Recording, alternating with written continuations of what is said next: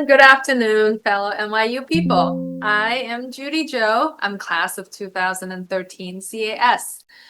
Drop in the chat for me so I know who I'm talking to. What class did you graduate from NYU, or are you currently a student? This is going to be very interactive, by the way. So let's engage. Okay, we have some 2022, 2025. And then 2013. This is great. Okay, I love having a mix. Thank you, 2009. Hi, Brittany. Hi, Rose. Okay, so I'm also curious. Has anybody come to a webinar of mine before?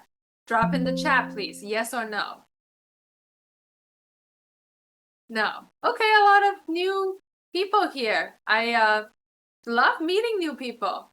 I have done this a few times last year, and I'm so glad to be back.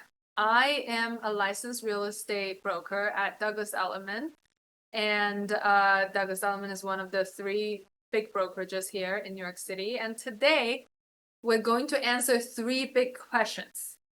And the first question is, why have rents gone up? Again. Second, how to get best value. And third, very importantly, how to spot a scam. And after each section, I will open up to questions, and we will also have a whole Q&A at the end. But as Anna mentioned, drop your questions in chat, and Anna will help me keep track. Thank you, Anna. Just a really quick bits about me. I lived in NYU dorms before. This is at Third North in 2009. And I have moved many, many times in New York City. And I love working with NYU students and alumni. We understand the city. We know that rent for a bed in a shared bedroom costs thousands of dollars. And yet we still decided to stay because we love New York. And we also love the chicken over rice street cart in front of Palladium, of course. Okay, so we're gonna dive right in, but before I tell you how things are, drop in the chat your biggest concerns or questions, just off the bat. And also drop in the chat, are you currently looking at apartments online or in person? Yes or no?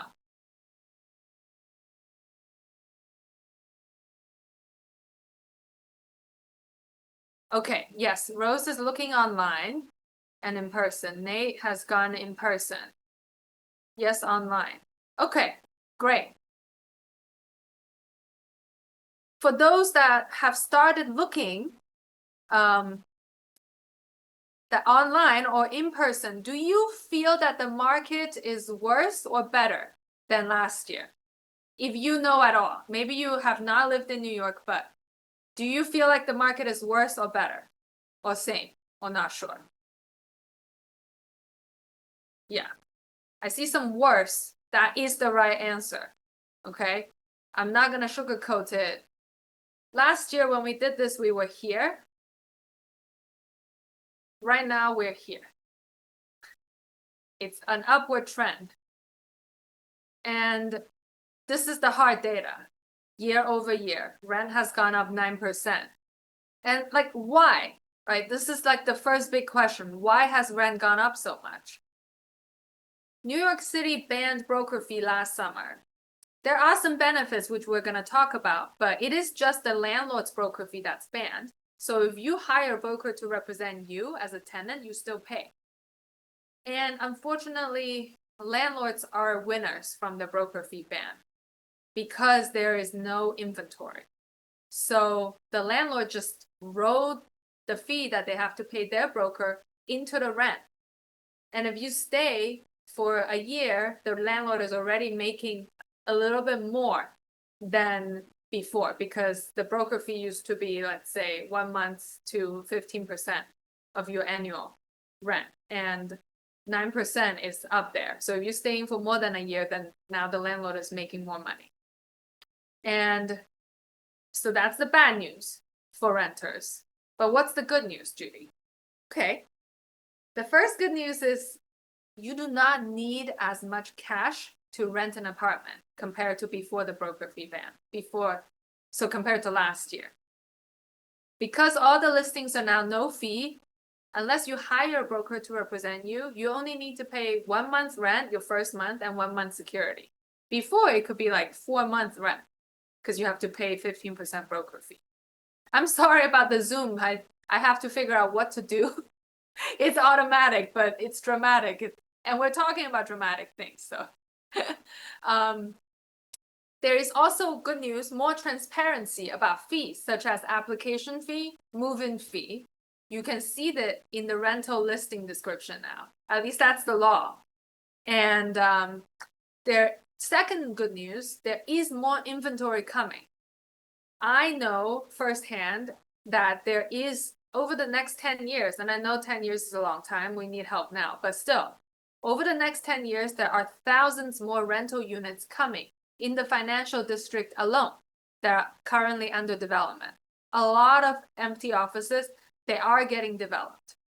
Number 3 good news, politicians are working on rezoning and making it easier for developers to build more.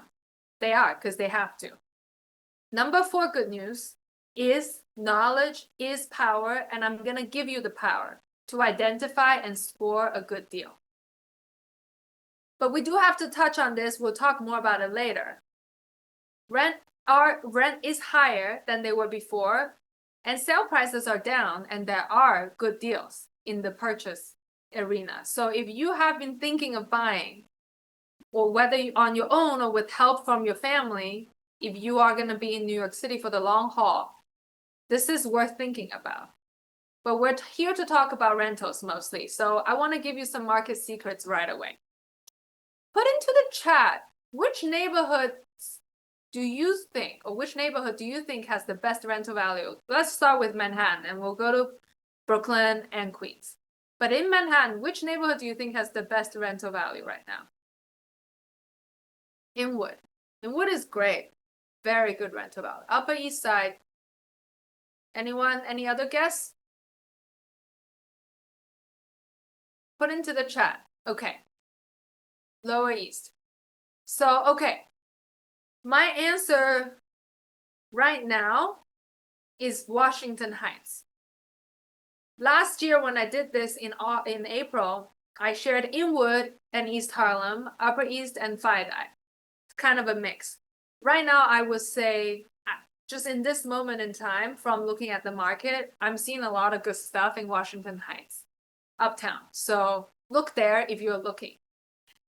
Downtown Manhattan, I know that a lot of us still need to commute to NYU because you may still are a student there, or you're moving here to go to NYU. In downtown Manhattan, where NYU is located, I'm going to tell you 4 neighborhoods that you should focus on for the best value, okay? Chinatown, Two Bridges, which is next to Chinatown, but closer to the East River. The Two Bridges area is the area of Manhattan between Brooklyn Bridge and Williamsburg Bridge. And the third one, Lower East Side. Somebody said Lower East Side before, and that's correct. And Alphabet City, which is a sub neighborhood of the East Village. It's kind of like right here. Wait, hold on. ABC City, right here. So we're talking about this area, this area, for having really good value in downtown Manhattan. It's still more expensive than Washington Heights, but it's comparatives. So in Brooklyn, you guys did well, by the way, for Manhattan. What about Brooklyn?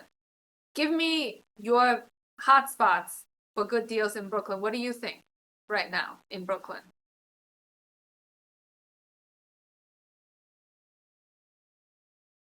Okay, Flatbush. I see Flatbush. South Park Slope. Okay. Bed-Stuy. Yes. These are great guesses. Brownsville. Is that in Brooklyn? Not familiar with. I thought that was like Westchester. Yes, Dimas Park. Somebody got it right. Yes, Dimas Park. Q train, super easy commute to Manhattan, to work, to NYU for school, and great coffee at Coffee Mob. if you haven't been there. And another one, it starts with a B, something park. It's kind of low-key, Borough Park. Borough Park is to the east of Sunset Park. It's really close to Greenwood Cemetery. It's off the D train at 9th Avenue. Borough Park is a small neighborhood, but it does have some really good deals.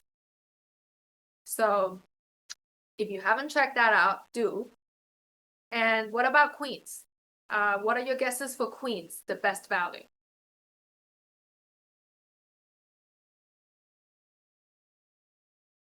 Astoria is one of them, yes. And I shared Astoria last year, and I love Astoria for this year also. Jamaica is amazing.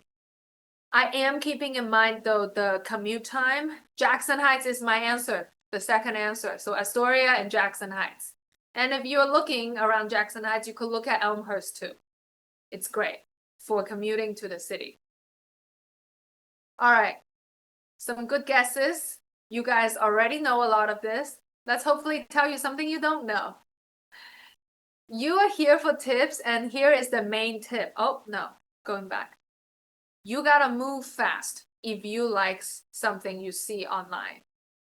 Are you just sending a street easy inquiry? Are you hearing back at all? Probably 90% out of 100, you're not hearing back. Type into the chat if you're trying to book appointments by, emailing and you're not getting the appointments, and then people get back to you really like a week later saying it's already rented. The name of the game is you gotta keep calling the listing agent, because they are getting like a dozen calls an hour, or maybe like 50 calls a day. And the reason is because inventory is way down, and we're seeing in the rental buildings 70% renewal rates. The renewals are at an all-time high. People are just not leaving. And it's not that they don't want to call you back. Sometimes they only have one apartment, and in one day they get 17 applications. What do? So first of all, you got to move fast. What about call versus text? I would call and leave a voicemail and then text. I know it's aggressive, but I will call again too. Because 7 days on the market is the median before a rental unit gets rented. 7 days. So if you see something, and we're gonna see something later, you'll see, that sits on the market beyond 7 days, there may be a red flag, or you can negotiate. But the good apartments that are well priced, they're gonna be rented way before 7 days. So if you don't keep calling, you're not right out there trying to just reach them to go to see that apartment that day that it came on, chances are you're not gonna win. If you take anything away from today, it's that. It's that you gotta move fast. So that was the first tip. The second tip, be flexible on location. If you want it to be within 10 minutes walk to the subway, try to be flexible and say you can now look at 15 minutes walk from the subway. That extra 5 minutes walk from the subway may be very painful in the winter, but that will make a dent in your monthly rent and in your ability to negotiate the rent. Is this resonating? Type into the chat if some of these tips are obvious or it is resonating, yes or no. Okay, that's great. Thanks, Rita. Great. Thanks, Tony. I'm glad that they're making sense. Thanks, Katie. Okay, so we're gonna look at apartments that have been sitting, and we have a game later on. So if there are apartments that have been sitting and the red flags are okay with you, now you have some leverage. Now you can negotiate. And we're gonna have some negotiation tips too on what to negotiate and how. But the number 4 big point in how to get the best value is you have to realign your must-haves, especially for those of you who are moving to New York City from another market. Your idea of having a doorman elevator building with a washer dryer in unit that's 15 minutes walk to school, to NYU, unless you have a very deep pocket, I would realign your must-haves. it's unfortunately the reality of the New York City market. But how do we negotiate? I was giving Anna a preview of this, and this is gonna sound surprising to you, but the best negotiation tactic in a crazy hot rental market is to be nice to the listing agent and to be pleasant. Oh, I have a typo. It's pleasant with an A, sorry. And to be proactive. I kid you not. Imagine a listing agent has one open house. They have 20 people walk through in an hour. They get 15 offers, or let's say 10 offers. And everyone, let's say, has similar finances and they make similar rent offers. What could happen is the landlord might say to the listing agent, okay, we got 10 offers. Like, who did you talk to? What were they like? What was the vibe? And there's a lot of fair housing issues that we're not going to go into right now because people are biased. This is a problem and everything. But we can all be nice. We can't help if other people are going to be discriminative. We can, if we figure out, we're going to sue them and like make complaints. But we can try to be nice and pleasant to the listing agent. And we can be proactive in telling us about ourselves and in our financial ability to pay rent. Whether it's our ability, our parents' ability, our guarantor company's ability, we want them to feel that we are no trouble, we're easy, we're going to take care of this home, and we're just not going to be a pain. That's how you leave an impression, okay? So, and you want to leave an impression because that's how you stand out in an ocean of applications. And it doesn't cost anything to be nice. Number two, if you cannot negotiate on rent, because very few rent can be negotiated right now, unless it's been sitting on the market, you can negotiate on other things like the start date. Maybe your current apartment is starting, is ending in May 15th. And the landlord right now wants you to start paying rent May 1st for your new apartment.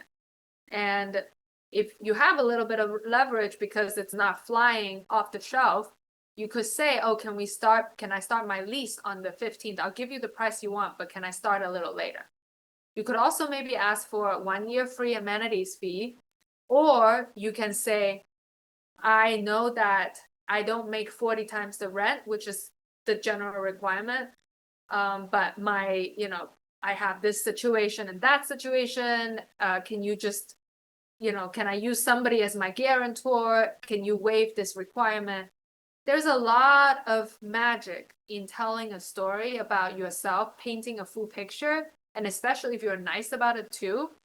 I've won deals like that for explaining and negotiating this way.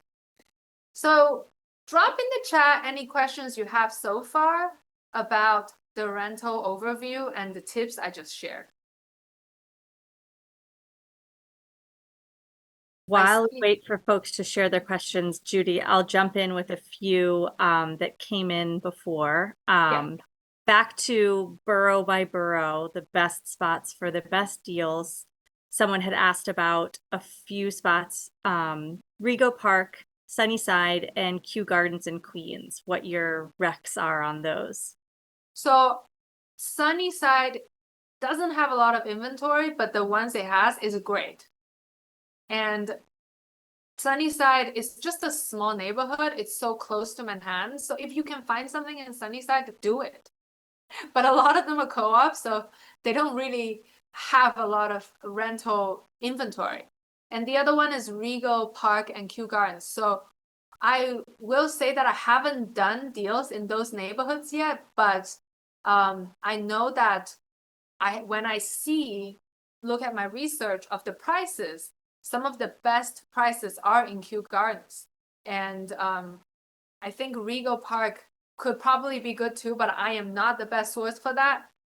But you can apply what we're going to talk about next, which is listing red flags, to anything you see in Kew Gardens, in Rego Park, especially if you see a good deal. You can use this to test if it's too good to be true.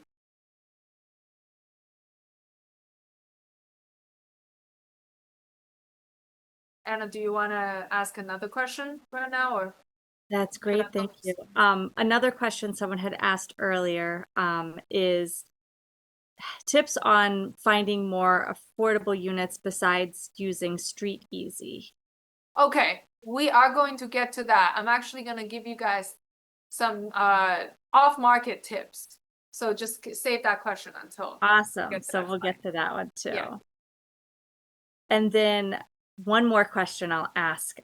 Someone asked about what if you're renting from a distance, i.e., you're not already in New York City and you're not able to go and see things in person? Any tips for how to negotiate with that?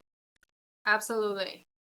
This is really hard. So landlords don't want to rent to someone that hasn't seen it if they also have offers from people who have seen it. You could offer that you can sign a waiver that says you are not going to give them trouble if you move in and it's not what you expect because you haven't seen it. Because that's one of their main concerns, right? That's one, if you're willing to do that. Number two, if you have a friend or, you know, relative that is here, tell them to go see some stuff. You can set up the appointments for them because it's a lot to ask for them to go line up these appointments for you. That's many, many calls a day, okay? Or hire a broker. My fee, and I don't know other people's fees right now, but my fee is 1 month's rent to help a person find an apartment to represent them. And most of my clients are relocation clients because they can't be here. But a lot of people don't hire brokers and they just do the first two things. That's super helpful. Thank you. I see a whole slew of some other fun questions that were just dropped in the chat. Shall we get into some of those? I really want to play this game. We're going to play a game first. And we're going to have a whole Q&A session later. So Anna, the questions that you see that, you know, especially a few that might keep coming up. We'll hold on to all the questions. Don't worry if we don't get to yours now. We won't forget about you. But let's play a game. Drop in the chat and I'm going to pause for a little bit. And if you're on your phone, zoom in. What is wrong with these two listings? And look at the address, look closely. I'm not going to tell you the answer until I see at least a few chats. What's wrong with these listings? The square footage isn't listed on the market for more than 7 days. Yes, Rafsan, you have the right answer. Different units. I'm gonna go to the next slide. Same photo, different units. Looks like a tall building with a lot of apartments. It is absolute, and Nate is right too. It's absolutely different than the pictures. 3Z and 8K cannot have the same view. And if you look at this, the amount of sunlight that's coming in and how high up we seem, because you're like sort of clearing another tall building across, we're not on the 3rd floor. On the 3rd floor, I'll be seeing some trees, if I'm lucky, but definitely not the rooftop. 8K maybe, but this is probably a $10,000 2 bedrooms living room in that same building. So definitely you're gonna look at a lot of listings online that are gonna do this. So you gotta really train your mind to understand when you see something that's too good to be true, it probably is.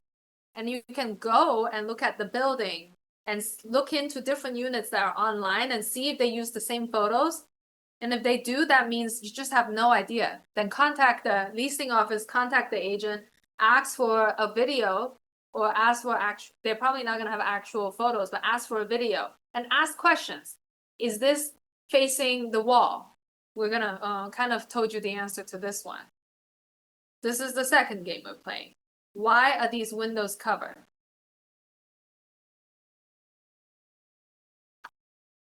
And look at the address, right? 1A. Can anybody tell me why they're not showing you the view? Ground floor, yes. And most likely it's gonna be a wall outside that window, and that's why they're not showing you.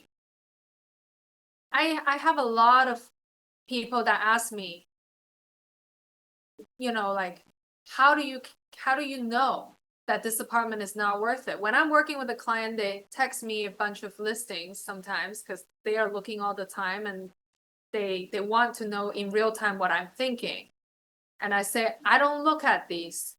When I see it, I'm filtering it out automatically because I see that it's on the first floor. So it's gonna be dark already. And if they're not showing you something, it means they don't want you to see it. It's that simple. Okay, one last game. This apartment looks beautiful. I thought it was very stunning, and it's been on the market for how long? 24 days. Doesn't have a floor plan. Can anybody guess what could be wrong with it? This is just from last week, by the way. All these, I was working with a client last week. And I just used these because these red flags are everywhere. This is supposed to be a 1-bedroom. But you're close to the reality, David. I'm gonna just show you guys. This was the photo of the bedroom. They show you the photo, and I went there in person. Oh no, it's correct. First of all, the view, you can already tell from the photo that there's a wall right outside, right? So you could imagine they also could have put blinds over it. That's what would be, here. Outside these blinds would be the same wall or different wall, but you get the idea.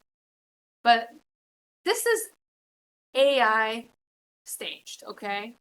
They're telling you that you can fit in all these things, but I mean, this is like an AC. After the AC, you can barely fit a full bed.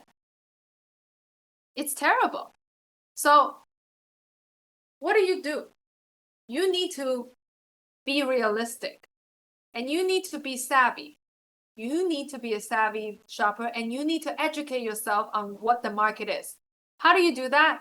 By looking a lot. It's gonna take time, but it's worth it because you don't want to rent this. Somebody will, by the way. This is in the West Village. It was asking 5,500. Just so you know.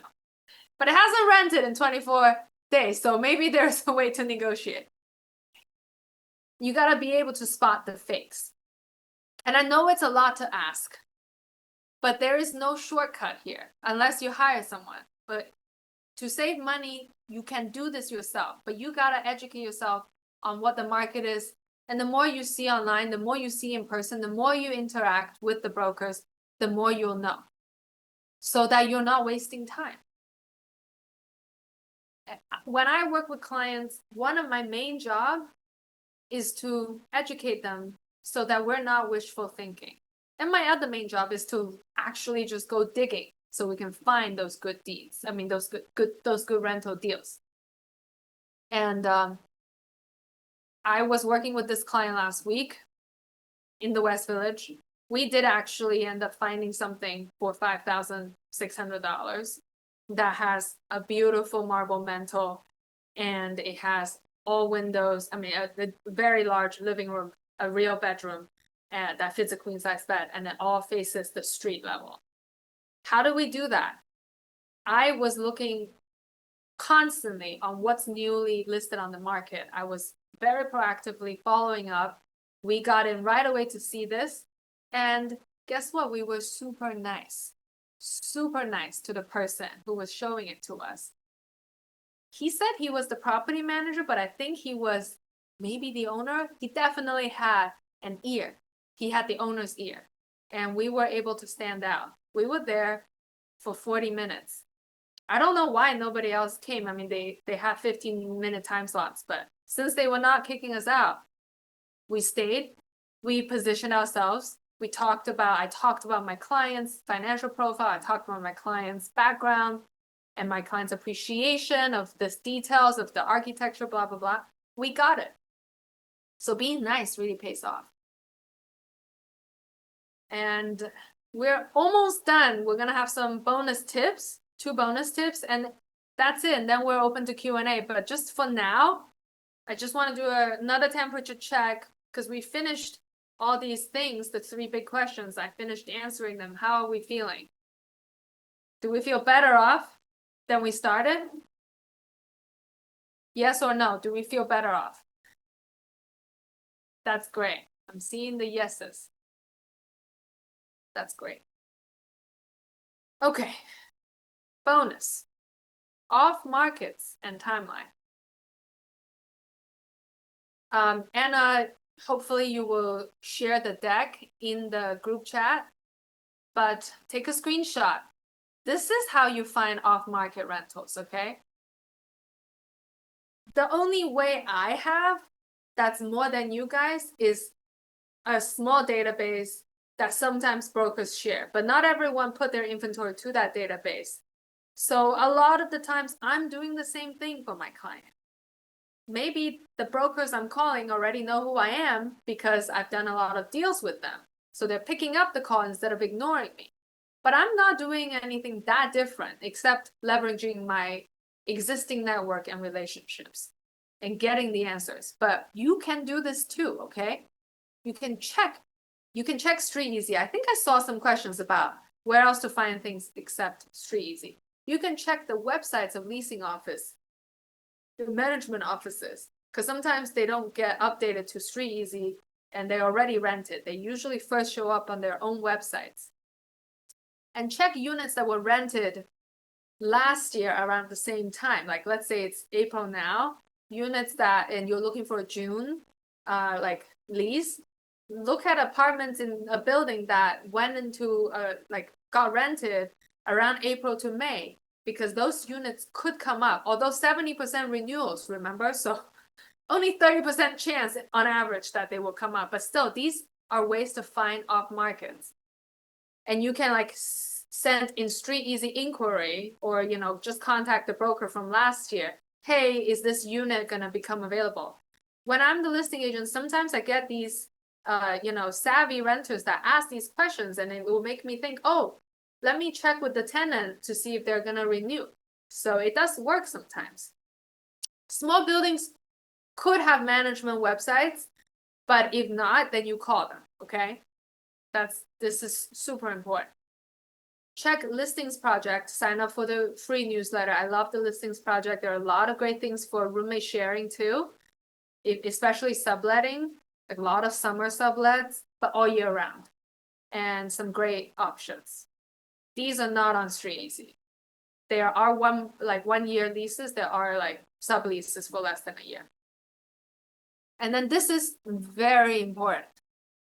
And the way to ask once you get someone on the phone that rents a whole building or a broker that has multiple buildings is you don't ask them, what do you have right now? You can ask them, what do you have coming next? That's upcoming. What do you have that you haven't listed online in the next month or 2? And let's say you're a student, you're looking for August. You're a little off, you're too early. But you can ask the question. You can tell them about yourself, be nice, leave an impression, and then say, do you have something coming in July or June? And they may tell you, and then keep checking in with them. That's how you find something before 15 other people put in an offer. And you can also go to a building that you like and talk to the doorman, because doormen know many things. You can find the phone number of management companies by looking online at their websites. And you can search on, you can use AI, you can just use Google. You can search for big management companies and small ones too in New York City online. Number 2, bonus tip, the timeline. This is the timeline that generally you're looking at. It's 6 to 8 weeks before move-in day. And if you're here today, for a June 15th move-in, you're bang on. You're very well prepared. If you're looking earlier than June 15th, then you gotta like get out there and be quick, okay? But if you're looking at a mid-June move-in, this is what you'll do. Take a screenshot or grab the deck from Anna, and this is what you do. Today, this is what you do in 2 weeks. And remember, snoozing and losing happens in New York way more often than before. And then, you know, hopefully you get something before June even comes around. So I said we're going to talk a little bit about this. This webinar is not about buying.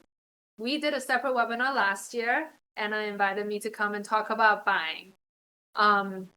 But I do need to, you know, tell you guys that. And actually, really, I first need to ask, drop into the chat if you have considered buying, yes or no. And then I have some tips in the next slide. Have you considered buying? Drop in the chat. I see a lot of yeses.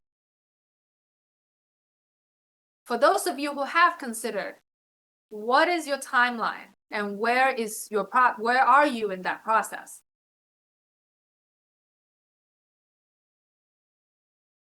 The next slide will be of value to you. For those of you that said, yes, you've thought about it, I'm going to have a QR code next, but here is my free guide. No strings attached free guide. I write about this in detail. Here are 7 things you need to think about if you are thinking of buying. For example, just to say number 1, if you are only here for a 2-year master's program and you're probably going to go back, leave New York after that, number 1, you are already not a right candidate for buying in general, right? Everyone is different, but there in my guide, which you can also download here by taking a screenshot, I talk about the frameworks around each of these 7 things that you can think about. Should I go back to this page? Or I'll just leave it here.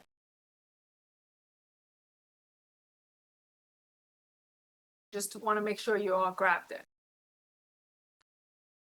Go back. Okay, I'm going back. And the rest of the slides are just ways to connect with me, my Google review page, which we'll fly through. But my presentation is done and the floor is open. I'll just leave it here for now, and I'll do the next few slides in a little bit.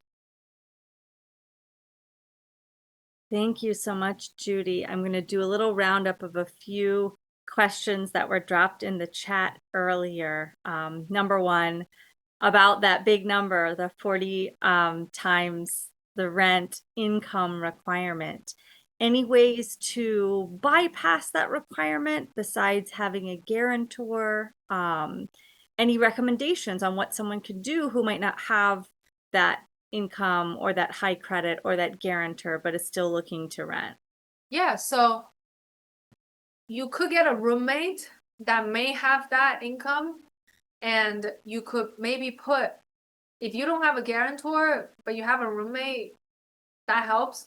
Or if you have someone that can co-sign your lease, then you don't need a guarantor. You could just use them as a co-signer, because the requirement for a guarantor is 80 times the rent for their annual income. But the requirement for a co-signer and you together is 40 times the rent for, you know, annual income.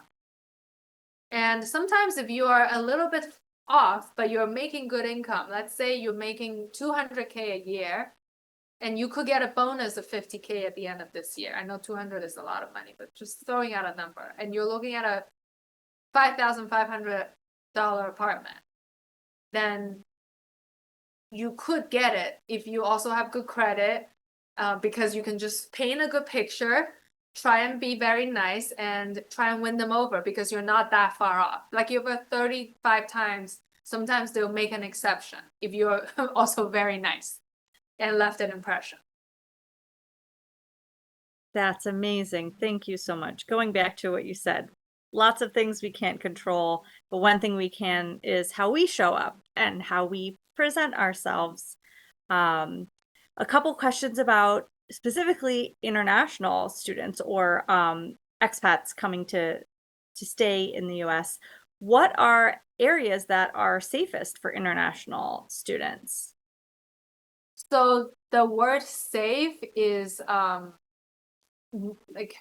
a word that I can't really address because of fair housing violations that are potentially at play here, because something that feels safe to one person could be unsafe to someone else. But I myself was an international student when I came to NYU. And honestly, as an international student, the first 2 years, I was 18 when I came, I stayed on campus. And when a lot of international students and their parents contact me right now, I say, stay on campus the first year or two. If you have a more than 2-year program, stay on campus if you can.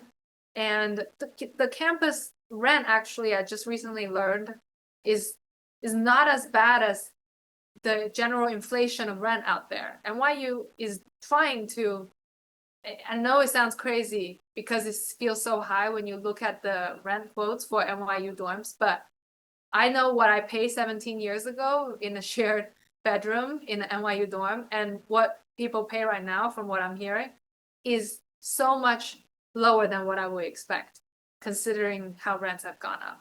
So for an international student, consider NYU dorm to begin with, and B, you can talk to people that you know that have been there, read online, and look at data that you care about online to try to get a sense. That's great. Thank you so much. Another question for our international folks. What's the ideal time? And this could be relevant to anyone who's outside of NYC. What's the ideal time frame to start your search if you're not physically here? So it sounds like you would be the person asking this is going to start school in August, if I'm right. So I will start 6 to 8 weeks out, so in June. It's too early right now. You can.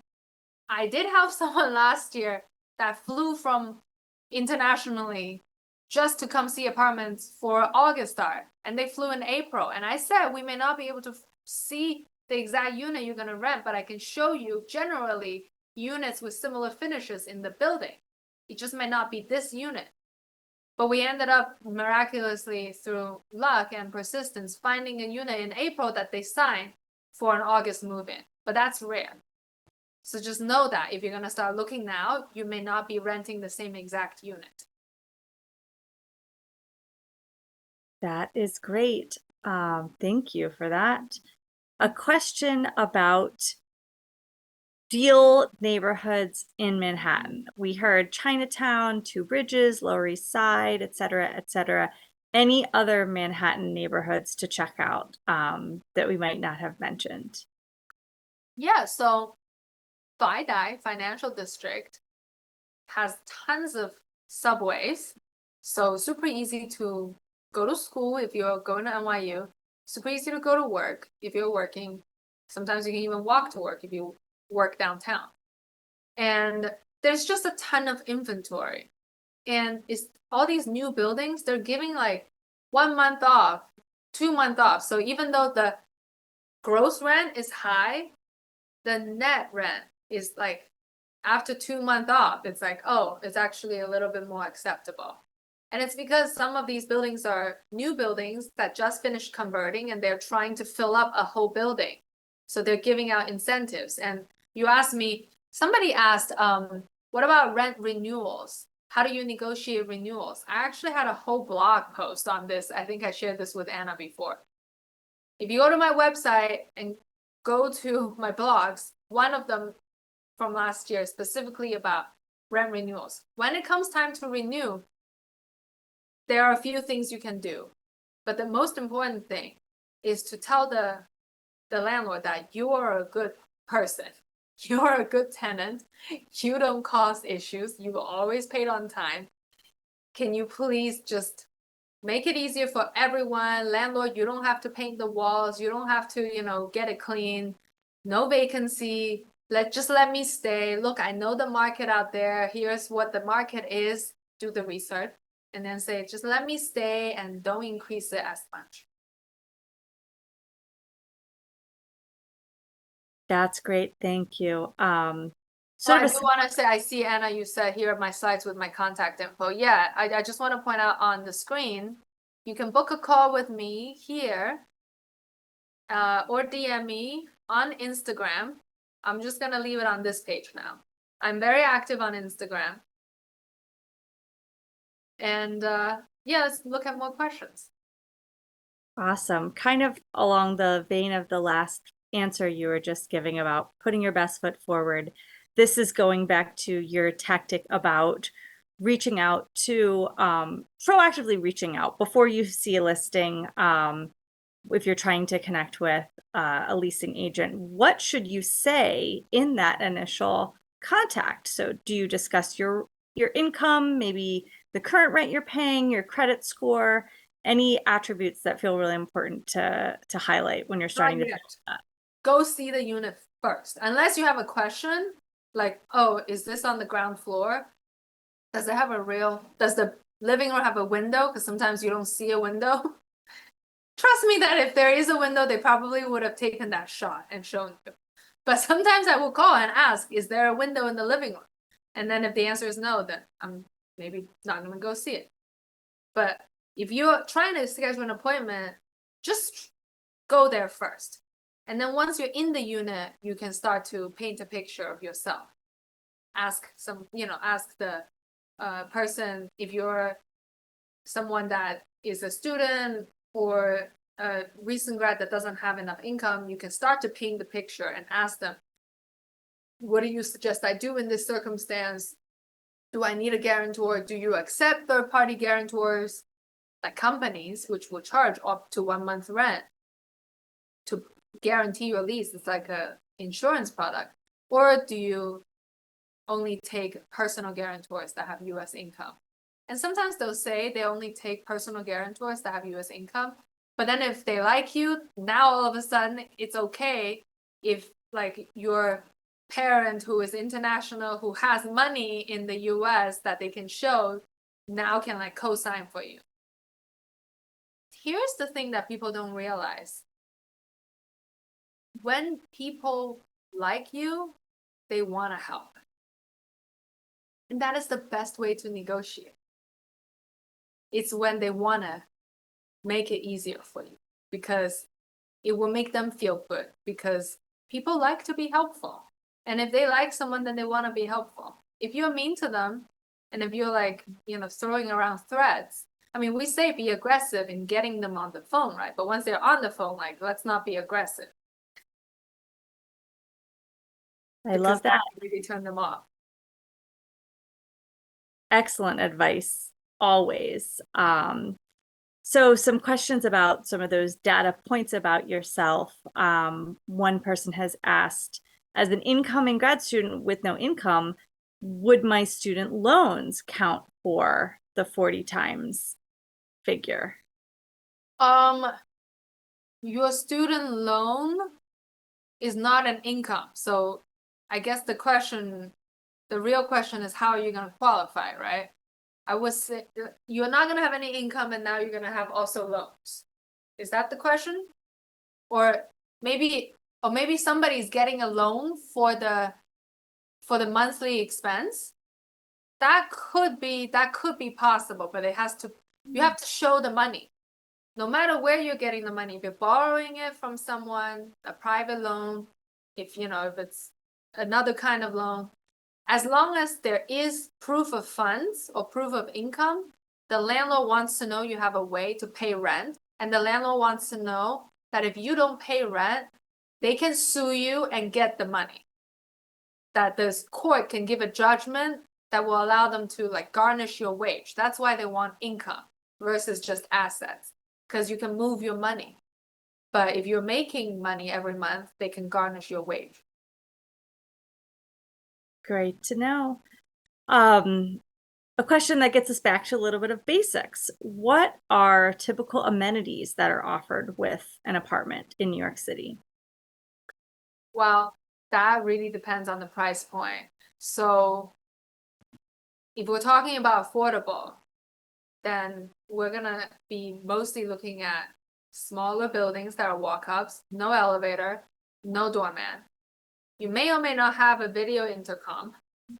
Most likely not. It's a buzzer that sometimes work and sometimes don't.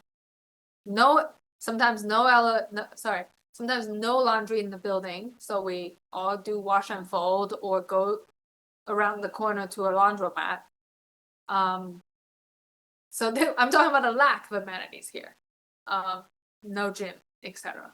But on the flip side, there are amazing buildings that have any amenity you can think of.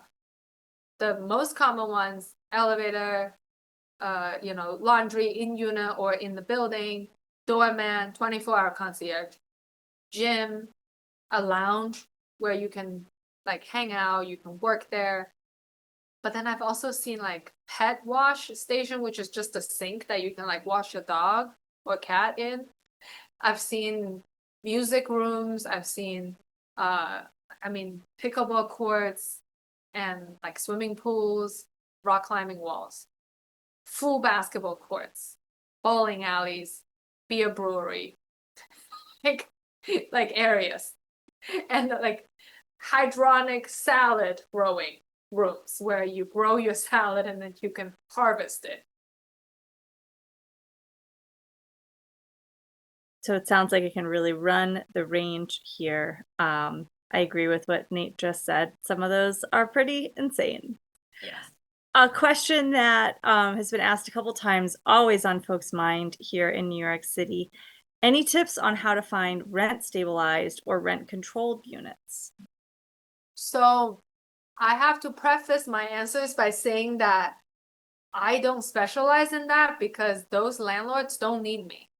They don't need to hire a broker to market it because usually those things don't even come on the market.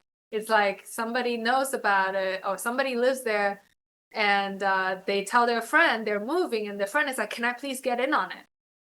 So a broker like me who works a lot in the open market and then the off market, but free market stuff may not be the best source.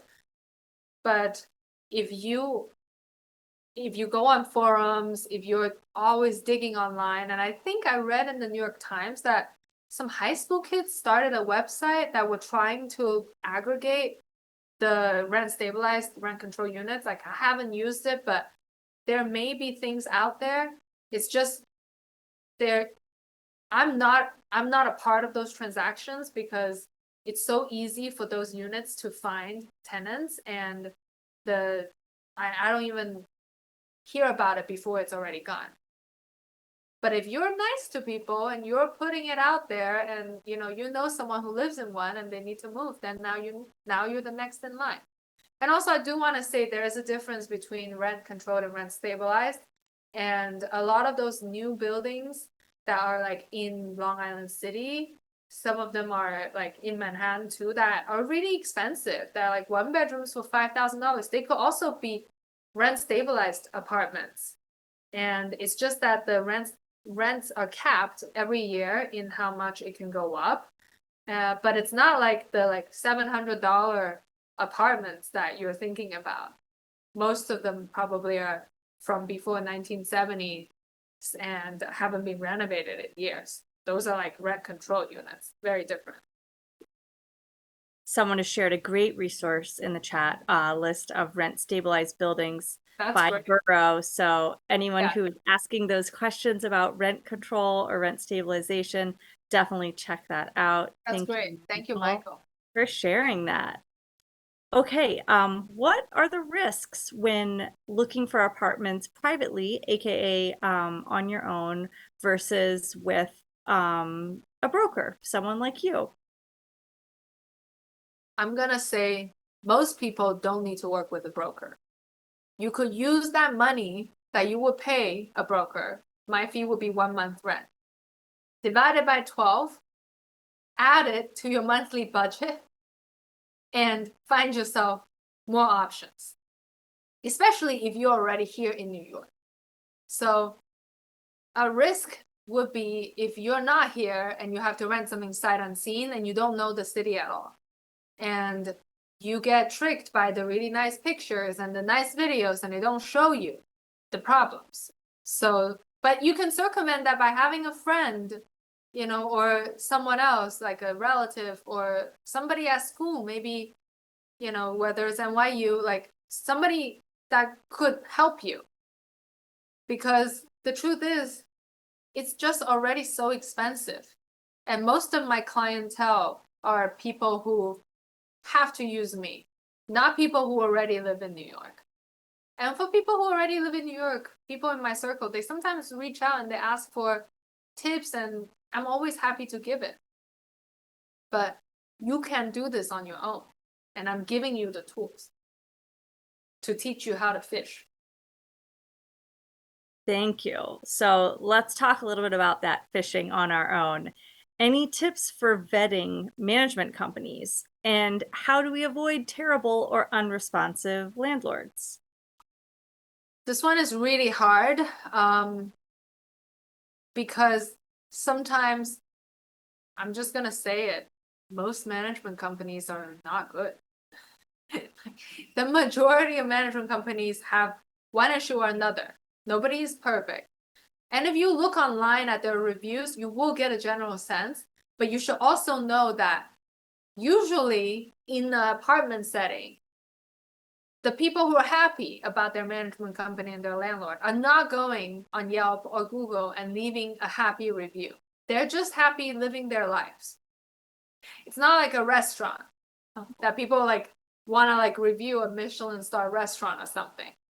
So generally the reviews that you'll find are going to skew negative.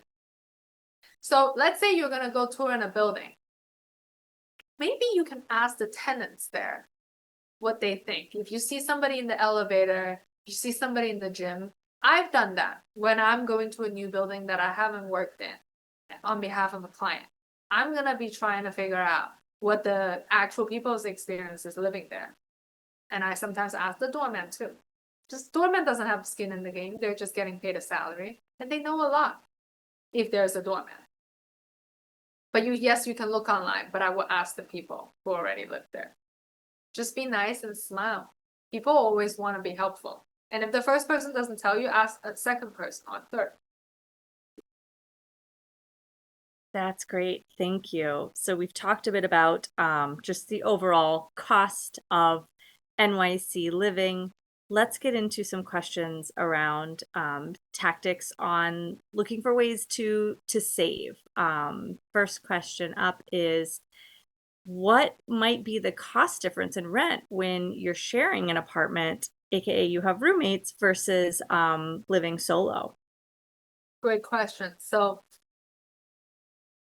in Manhattan, if you want to actually really I checked in Manhattan, Brooklyn, and Queens to prepare for this because I was curious myself.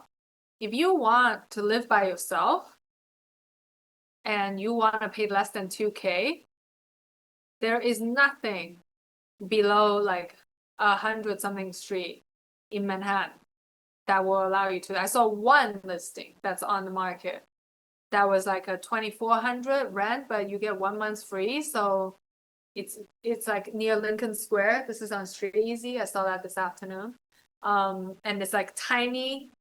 It's probably like that picture I showed of that West Village apartment, but like just that bedroom that might be the size of the apartment, and it's 2,000 and it faces the wall. If you want to be living alone, you have to look further from like Manhattan, except uptown, and you have to be looking at areas in Queens and Brooklyn that will have a 30 minute to 1 hour commute to Manhattan for work or for school. That's just the way it is. If you are gonna be open to roommate, now it really opens the options up. And in a lot of the neighborhoods that we talked about, even in downtown Manhattan, like Chinatown, Lower East Side, Two Bridges, like you could pay, I mean, downtown, you'll have to pay 2,000 for your own room, probably like 4,000 for a 2-bedroom, unless it's like very, very small and And that's fine too. But don't expect a living room. Don't expect a window in your living room if you're gonna pay less than that and be in Manhattan.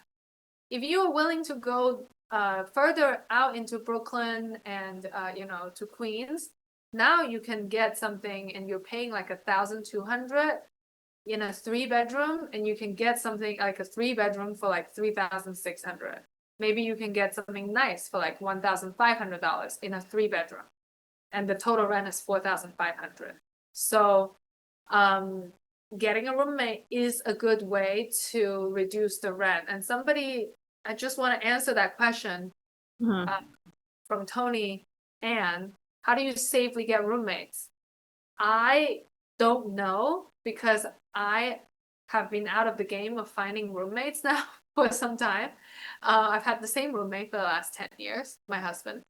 But, and also in my work as a broker, I do not mix and match roommates. That's not one of the services I provide. I only find apartments because I just can't, I can't be like, I don't want the problem of having 2 people don't get along and then they call me later, I'll feel terrible and there will be nothing I could do. But I'm sure there are services out there and chat groups and different like Instagram groups and Facebook groups that will help you find roommates. And you could probably ask, and we didn't talk about AI that much today, except to that they create fake pictures that you need to be careful of. But I will ask Claude and ChatGPT about like how to find a roommate in Manhattan. Maybe there are some new apps. There were always new apps. When I was looking for roommates, there were apps. Some of them didn't last, but there must be. But the best way is through referrals and through like chat groups and people you know. How do we find spouses? That we'll leave to the next time. That could be a whole. I did find my husband at NYU, though, I will say. I was going to say, Judy, you might be particularly qualified to speak on that since you did, in fact, meet your spouse at NYU. I did in the basement in the law school dorm. I think we'll leave that for another day, but I will drop in the chat if anyone actually does want to read about Judy's own NYU love story. We wrote for Valentine's Day this year a little profile on her and her husband. So maybe some tips and tricks on where on campus are good spots to meet. Basement specifically, windowless. So we've talked about going a little bit further afield. Let's talk about going quite a bit further afield, as far as New Jersey, or potentially even Connecticut when we're going to talk about that. Is that something that you would advise? Any advice you can give Judy on the difference in going outside of New York State, but how that gets offset by the cost of traveling back and forth outside of the NYC subway bus system? Yeah. I have lots of clients that first come to me looking at New York City. And as we explore, they'll start looking elsewhere. And I actually have partners because I'm not licensed in Connecticut or Jersey, and I also don't specialize in them. But I have partners in those markets that will help those people that have access to rental listings, off markets, etc., like me, for Manhattan and Queens and Brooklyn, parts of Queens. And I mostly specialize in Manhattan and Brooklyn, but I also do some work in Queens with a Queens partner also. But I can answer generally because I personally toured this amazing building in New Rochelle last year. It was listed by a whole like fancy amenities building, like rooftop grill, like blah, blah, blah, all that stuff. It was listed by a colleague of mine who is in Westchester. So I took the train to New Rochelle. I walked 3 blocks, like 5-10 minute walk. I went to this building and the prices for a 3-bedroom there is like the price of a 1.5 bedroom here. And it's a 40-minute commute to the city. And for someone who wants that kind of amenity, I also have friends who moved to Yonkers from Manhattan, from Brooklyn actually, that have river views and like in a full amenities building, washer drying unit, because you're out of the city and now you're getting way more bang for your buck. But they're not necessarily going to be cheaper. in those high-rise buildings than like a walk-up in a mom and pop landlord place in Queens. Because that might be cheaper, but you are not getting the, head wash station or the salad station for growing your own salad. If only we could all have the salad station. I'll put that on my bucket list for my next apartment. Question for our students in the audience. Do you have any information on where the majority of NYU students typically like to look or live when they're living off campus? I wish I did, but that will only happen if I worked with every single NYU student, right? I wonder, Anna, does the school have that kind of report? I feel like a lot of people. It's a good question. Yeah. And I think it's important to remember that the campus at NYU is so diffuse. Obviously, Washington Square is sort of the heart of where many things are, but we have campus spaces, Murray Hill, Kips Bay, Flatiron sort of area, and even Brooklyn as well, both Metro Tech, where the engineering school is based, but also even now facilities out at Industry City. So students, from my personal experience, tend to live all over the place when they're choosing not to live on campus. But yeah, I'm not sure we have any definitive answer on data on that. But NYU does have a really fantastic shuttle bus system that goes between all these different campus buildings and sites for students. So there's lots of ways to move around, and they also hit up like certain populous areas too. Okay, let's go back to some timeline questions because I know these are popular ones people want to know. First one is, are most apartments listed exactly 1 month out? No. It's a variety, but I will say that you're gonna see the most inventory around 1 month out. And why is that? If you think about it, you live in an apartment right now. Your lease is, you've been there a year. Your lease is gonna be up in 3 months. Your landlord sends you a renewal notice and an offer, and they say, please tell me immediately if you're gonna renew. You don't know if you're gonna renew because your plans are still a little up in the air and you still have 3 months, right? So your landlord is now waiting. And if your landlord doesn't know if you're gonna renew, they can't rent your unit to someone else. So now there's no inventory. And usually there are different laws that will require how much notice a landlord gives a tenant for the renewal, but there isn't as much, it's not a law, it's just customary that a tenant should at least let the landlord know with 1 month's notice if they're gonna move out. So let's say a month before you move out, you finally decided you're gonna move in with your partner, or you're gonna leave, and you're not gonna renew. That's you send back the notice and say no renewal to the landlord. And now the landlord knows there's gonna be new inventory coming a month from now. So that's how it happens. That's why most inventory becomes available 1 month out. Drop in the chat if that resonated. Because I want to help you guys see this inventory question and the timeline question from the other side, which is the landlord side. We only see it from our side, which is the tenant side. And it's like, why can't I find something that's 3 months available from now? And it's because the people who live there don't know if they're going to leave yet. A great question and a great answer. I too always wondered that, how we got to that sort of 1 month convention. So sticking with timelines, a question from an international student, how far in advance should I start looking for an apartment? If you're international, are there any additional considerations to come into play?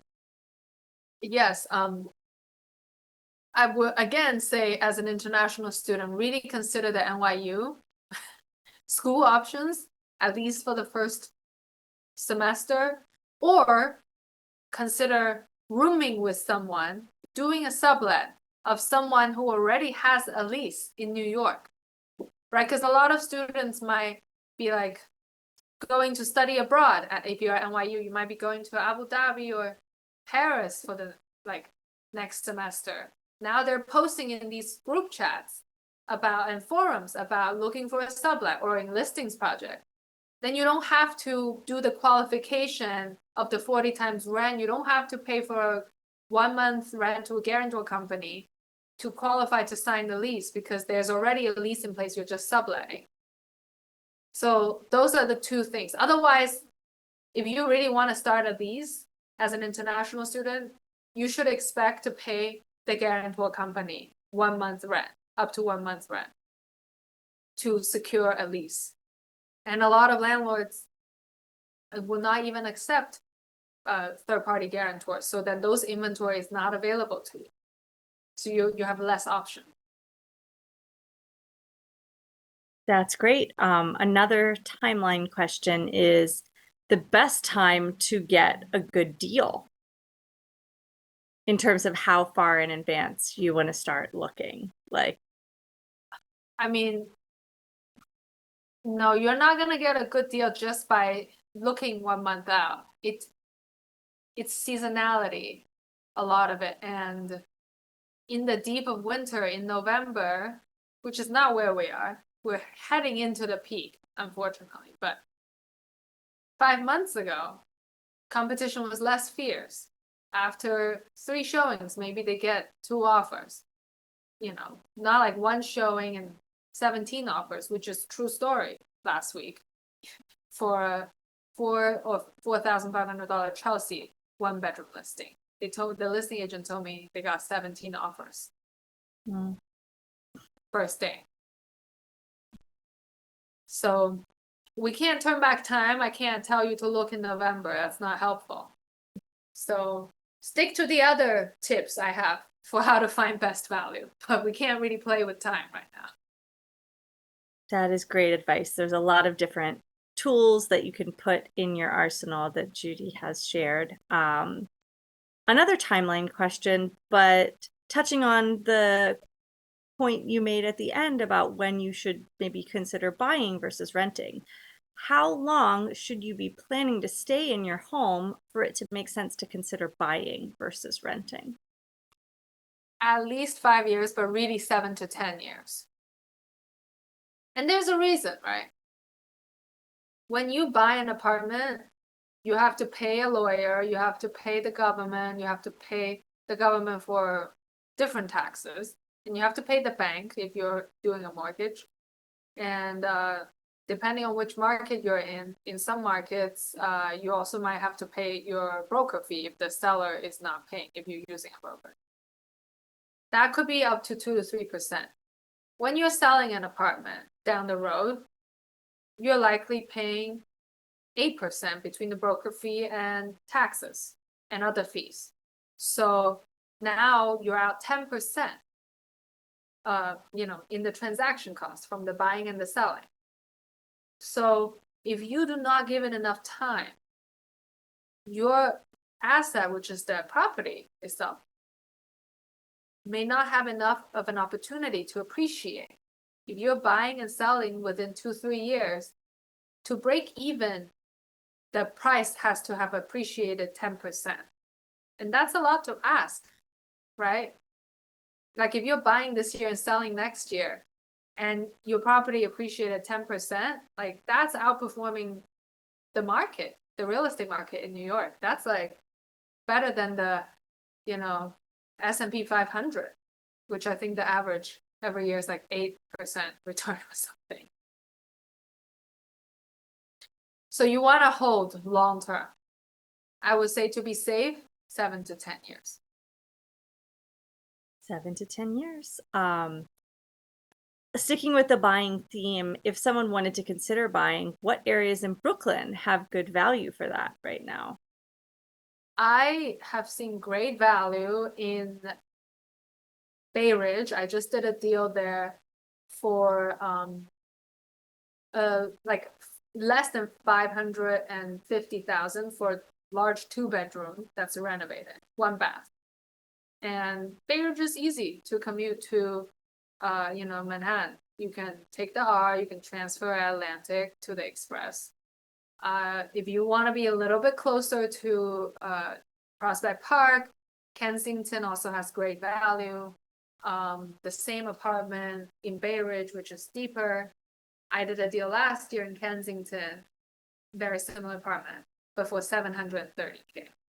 So almost double the price because you're more north, closer to Manhattan. Because it's all about the commute time in a way. Got it. Let's do a little pivot back to renting, but also let's make sure we talk about all the boroughs. We've talked about Manhattan, we've talked about Queens, we talked about Brooklyn. Any tips about the Bronx or Staten Island? I wish I knew, but I unfortunately don't know those markets. So, maybe next time, Anna, we'll have to invite, someone together and we can talk about those too. I want to make sure I'm really giving you the right answers. I don't want to just bullshit you. And I'm sorry, but I do specialize. I feel like when you specialize, that's when you can get really good at something. So we appreciate it. Let's keep talking about other places to look for rentals. Best websites that you would recommend. Is Street Easy the main one, or are there others? Street Easy is great for Manhattan, Brooklyn, and the parts of Queens, like Northwest Queens that are really close to Manhattan. You could look at Zillow if you're not in the like commuter heavy areas, if you're in Jamaica, if you're in like deeper in Brooklyn, like South Brooklyn, Mill Basin, like Canarsie, like that areas, like look more on Zillow because Street Easy may not show you enough things, right? You could look on Redfin, Trulia, but a lot of them are all syndicated. And I also find Facebook Marketplace to have some good stuff because it could be like just an owner trying to post there themselves, but there are a lot of scams, so you got to be very careful. Like I will put it out there. If somebody wants you to pay money before they show you an apartment, run. You do not pay any money to go see an apartment. That is a scam, a red flag. And if somebody wants you to put down like a deposit that's more than $500, that is like non-refundable, like you should not really put down a deposit to keep something off the market when you're applying, for example. That should be like usually $500, and it could be applied to the rent if you get approved. And if you don't get approved, they give you the money back. If you're hearing bigger numbers, then be more careful. Good questions. And speaking of holding on to your money or spending your money, however you wish to deploy it in the search, someone's asked a question about what roughly are your rates, Judy? And also a secondary question, what are generally rates for working with a broker?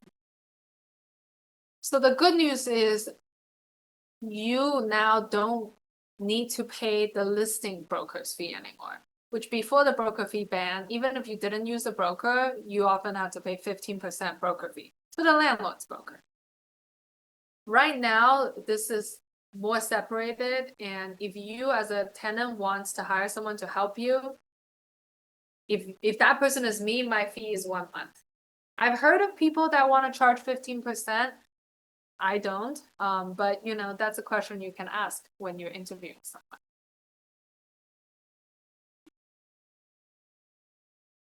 Great question. Go a couple more questions about deals and best times of year to be looking. Maybe when those elusive deals are to be had. Are fall and winter usually cheapest? Yeah, just cheaper. But you're also gonna have fewer inventory because most of the lease renewals are gonna be up in the warmer months. So you have fewer to choose from. But you also have less competition. I want to address something that Constance said. She's right that security deposits should only accompany the lease signing. That is 1 month rent, 1 month security at lease signing. That's why I said the cash outlay now is only 2 months, which is 1 month rent, 1 month security deposit. The deposit I talked about to apply to an apartment to keep it off the market is something that like occasionally some landlords, some companies, management companies will do, and it's usually $500, and it's not a security deposit because your rent is probably not $500. It's just to show that you have skin in the game, and it's something that's refundable if you don't get it, and if you get it, it applies to your first month's rent.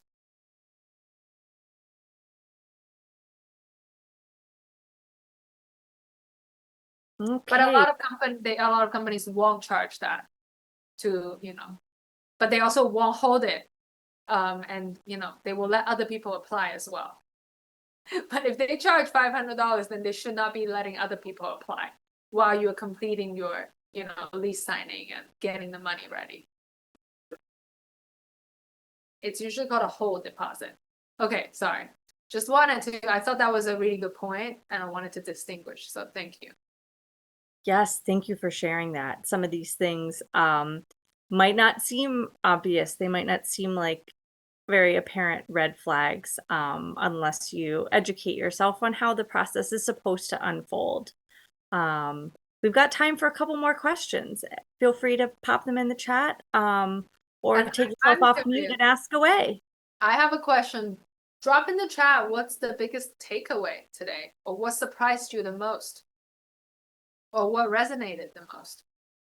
I'm really curious.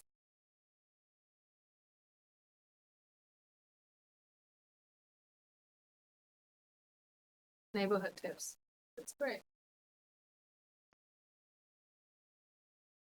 That the market is worse off this year. Yeah.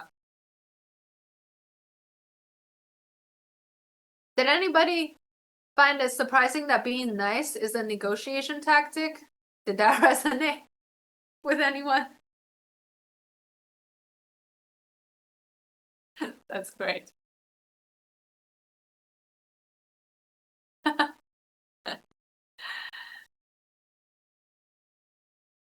Any more questions that maybe we didn't get to? If you could type it in the chat again, we still have 3 minutes left.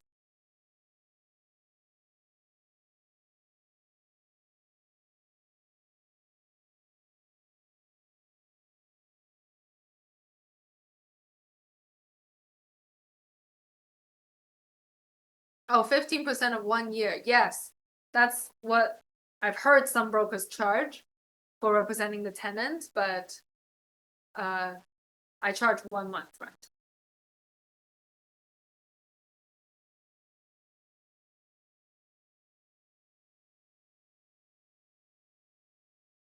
Okay. Seems like well, if we don't have any more questions, I want to thank everybody for making time to join us on Zoom today, and big thank you to Judy for sharing all this amazing, wonderful advice with us. I'm going to drop her slides in the chat here once more, and we'll share those with everyone as well.